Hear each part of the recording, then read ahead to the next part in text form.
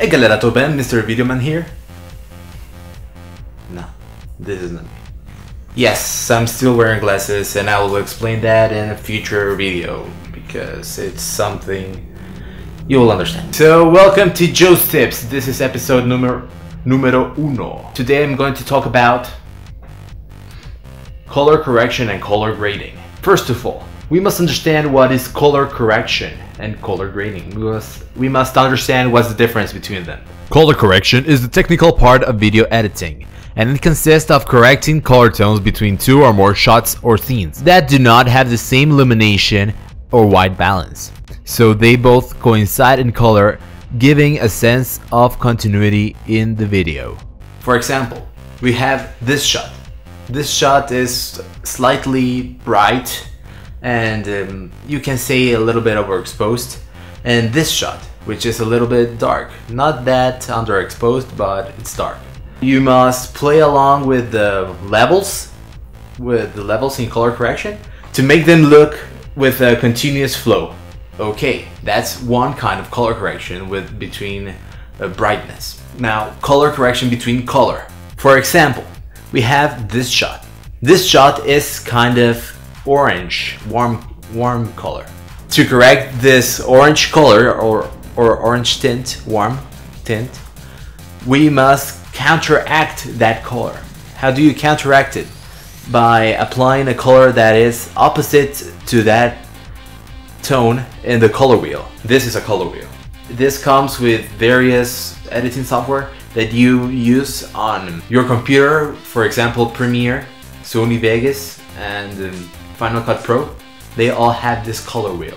Also, After Effects has come with some plugins that have this. Now, warm colors are counteracted by cool colors. For example, this one is orange. You must counteract it with a bluish color. Yes, blue is cool and orangey is warm. Let's say your shot is a little bit green. Now, what do you do there? You must add a magenta, for example, because those two colors counteract each other. Okay, so now you're asking, Joe, that's color correction. Now, what is color grading? Nice question, person. Color grading is when you add like that little spice to your video.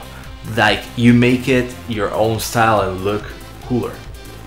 For example, we have this shot. This shot is what we call flat because it has no contrast and no adjustment at all. It's a flat image. How do we spice it? First, we must play a little bit with the color correction, as I told you earlier. Maybe add a little bit of contrast with using the levels. And now comes the spice. Color grading is a more artistic thing. It depends totally on what you want to project on your film. It does not have a certain rule that it must be this way. But you must never abuse the color grading because some people may think that it's overused or it's simply not that artistic, like abstract art, let's say. Not everybody can understand it. For example, if I have this shot like this, you're gonna say, what the heck, dude? What are you doing now? See, you must spice the video but never overcook it. Let's talk it that way. I'm kind of hungry because I'm talking a lot about food right now.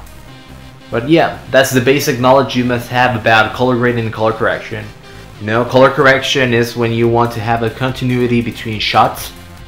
Maybe because the sunlight or the lights you were using were different on both shots, so you can regulate them and match them.